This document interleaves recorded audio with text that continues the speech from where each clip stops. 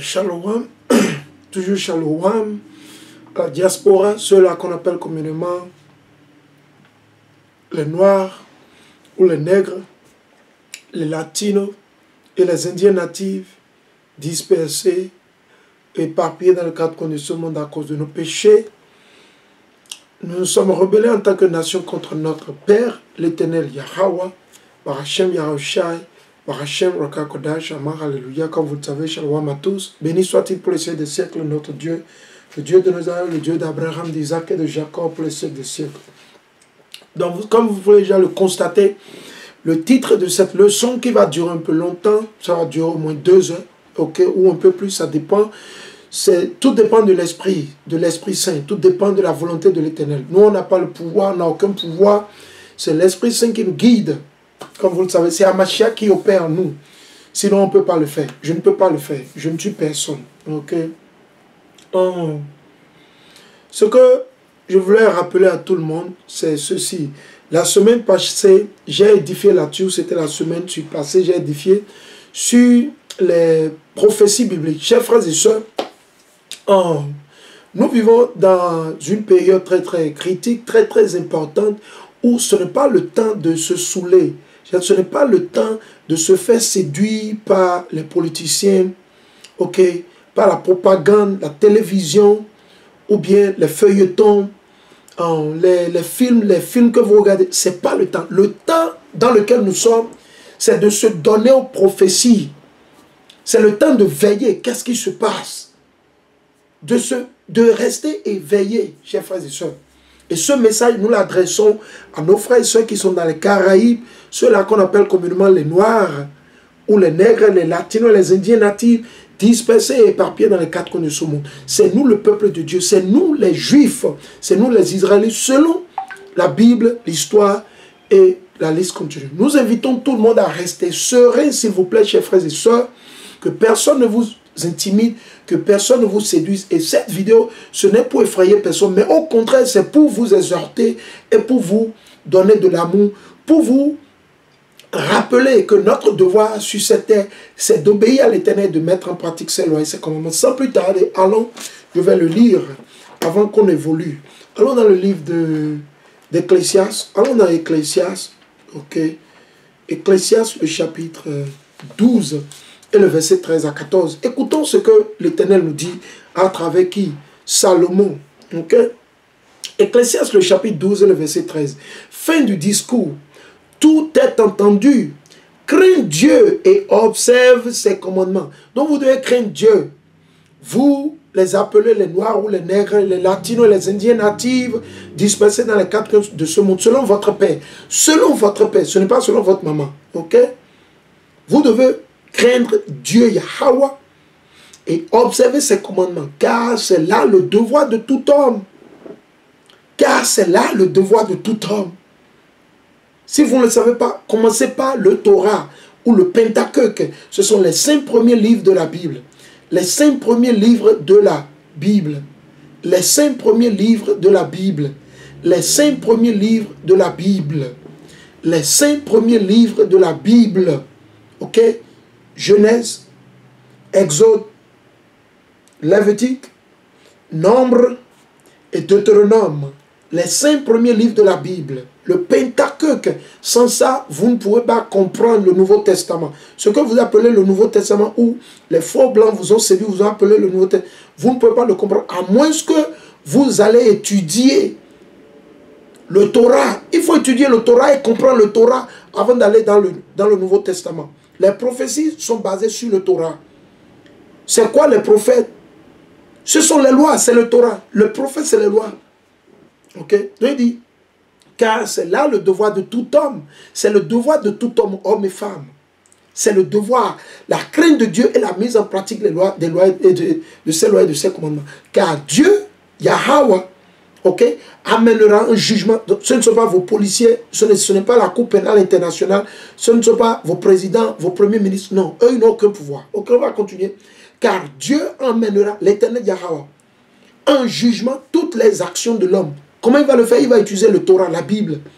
Pendant qu'on vous a séduit en vous disant que les lois ont été abolies. Oh, qui vous a séduit si tôt, si tant?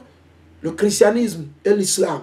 Il dit, tout ce qui est caché, tout ce que vous cachez, que ce soit les secrets du gouvernement, que ce soit les secrets du gouvernement américain, gouvernement béninois, congolais, chinois, man, tout sera étalé.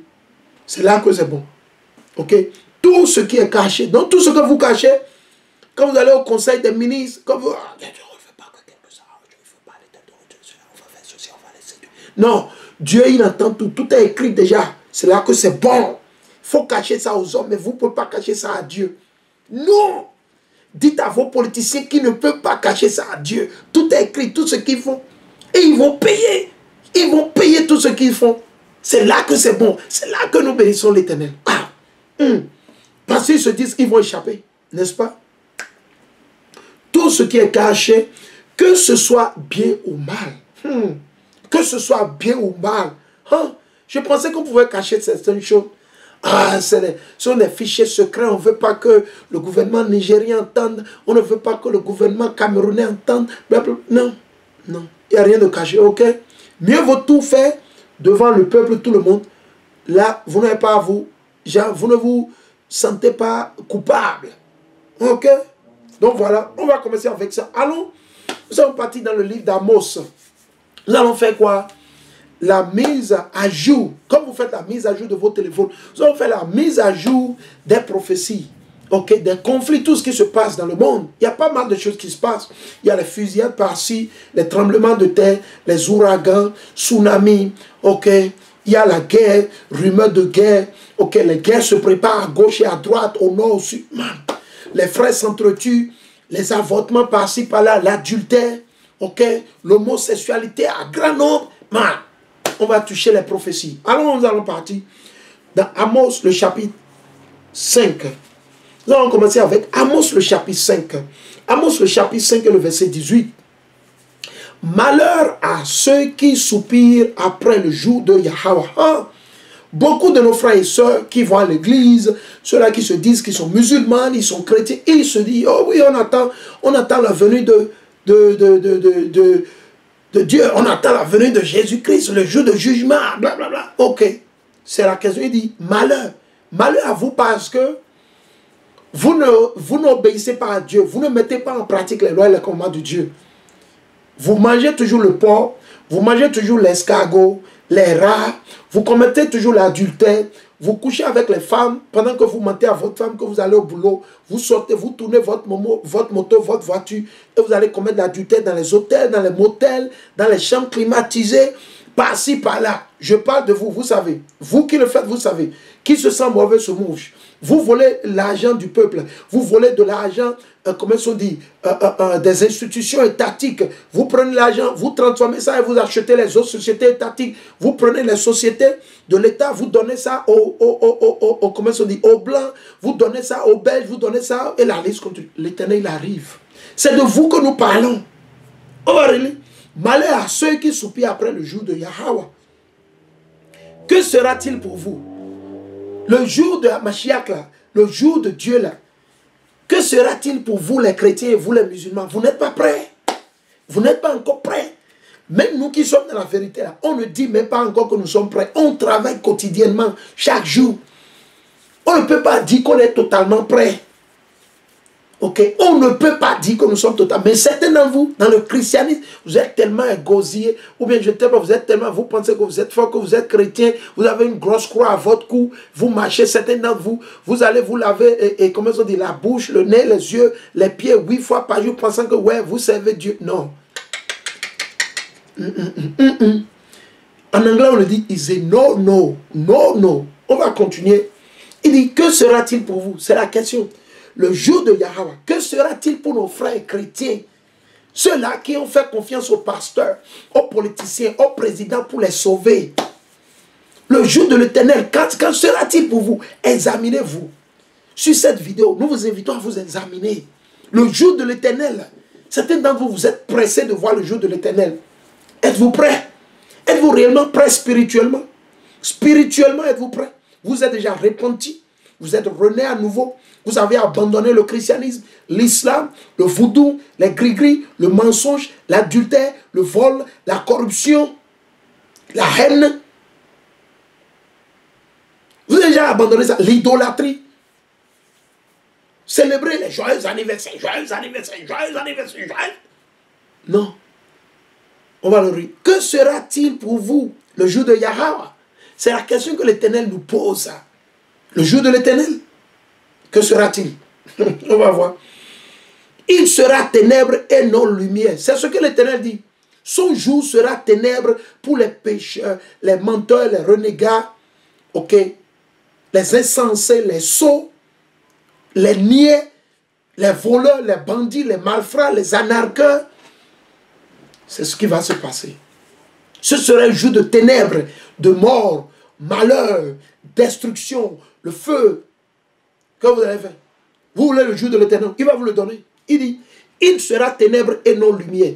Tel homme qui fuit devant un lion et tombe sur un ours. Donc, l'Éternel dit, ok, vous fuyez de la maison, parce qu'on vous a dit, il y a une guerre qui arrive, vous fuyez de la maison et vous allez vous réfugier dans l'église. Une fois dans l'église, vous faites attaquer par un lion. L'Éternel, il va apprêter les lions dans les églises. Ce n'est pas que vous faites la bouche. L'Éternel, il va apprêter les ours, les serpents. Donc quand vous allez fuir de la maison ou bien de votre boulot pour aller vous cacher quelque part, là vous allez vous cacher, peut-être quelqu'un vous rencontre là-bas avec un coupe-cou, il vous coupe la tête. C'est ce que l'Éternel dit. Ce sont un jour de destruction. Le feu, la mort, l'angoisse. Il y aura les grincements de dents, les pleurs par-ci, par-là. Vous voulez le jour de l'Éternel? Vous voulez le jour de l'Éternel? The day of the Lord. On va continuer. Il dit, tel l'homme qui fuit devant un lion. Vous avez vu un lion? Ok? Et tombe sur un ours. Il entre à la maison, appuie sa main au mur, et un serpent le mord. Imaginez, c'est ce que l'Éternel dit. Donc le jour, il y aura tellement de destruction. Jean 3,16 ne pourra pas vous sauver, à moins que vous êtes spirituellement dans Jean 3,16. Jean, vous êtes rené à nouveau. Comment? En lisant Jean 3 et à partir du verset 3. Jean 3, 3, vous lisez. Il faut renaître spirituellement dans votre cerveau là. Votre cerveau souillé là. Votre cervelle bourrée de déception, de vin, de mensonges des politiciens, de ces institutions, ces universités là. Vous devez mettre de l'eau de Javel dans vos cerveaux et les nettoyer. Ok? L'eau de Javel ici, c'est la parole de Dieu. Les lois et les commandements. Ok? Ce n'est pas l'eau de Javel que vous achetez dans vos supermarchés ou dans vos... Non. La parole de Dieu. Vous devez appliquer Jean 3, 3. Jean 3, 3. Premièrement. Numéro 1. Primero. Ok? Number 1. On va continuer. Il entre à la maison, appuie sa main au mur et un serpent le mord. N'est-il pas ténèbres le jour de Yahweh et non lumière? Il est obscur et sans clarté. C'est ce qui va se passer. Êtes-vous prêts? Êtes-vous prêts? Vous voyez les conflits. Comme je le disais dans la vidéo précédente, hier, l'Union africaine, ils ont envoyé Macky Sall pour aller commander. Ok, il est allé commander, Macky Sall est allé commander chez les Russes. Il est allé commander chez les Russes pour qu'on lui donne un peu d'engrais et de céréales, je ne sais pas. Ok? Ok? Vous n'avez encore rien vu. La crise alimentaire, ce n'est pas encore venu. Ça arrive, ça va vous prendre comme ça au moment où vous ne vous y attendez pas. Ceux-là qui seront sauvés, délivrés, c'est seulement ceux-là qui sont sortis du christianisme et de l'islam. Vaudou, gris-gris, mensonge, corruption, le meurtre, le viol, l'homosexualité, et c'est seulement eux. Seulement eux. Ce soit lumière pour eux. Ok? Ok? Attendez, on va vous le montrer. Malachie. Allons dans Malachie, on va vous le montrer. Allons dans Malachie. Vous voulez le Dieu, le jour de l'Éternel, on va vous le montrer. Allons dans Malachie. Malachie. Allons dans Malachie. Si j'ai bonne mémoire, ok, on va le lire. Ok. On va lire maintenant dans Malachie. Allons dans Malachie.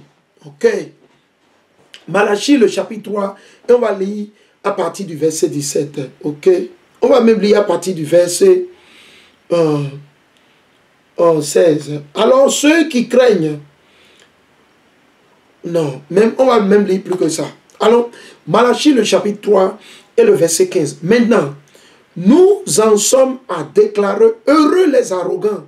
Ils prospèrent. Vos politiciens prospèrent.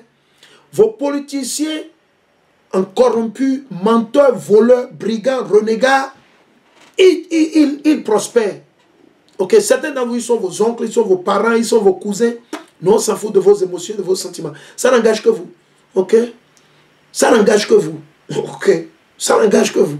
Ok? On dit si la chaussure vous sied, il faut le porter. Si le chapeau vous sied, il faut le mettre. Ok? Qui se sent mauvais, se mouche. Il faut vous moucher, le problème ne se pose pas. Ok? On va continuer. Maintenant, nous en sommes à déclarer heureux les arrogants. Ils prospèrent.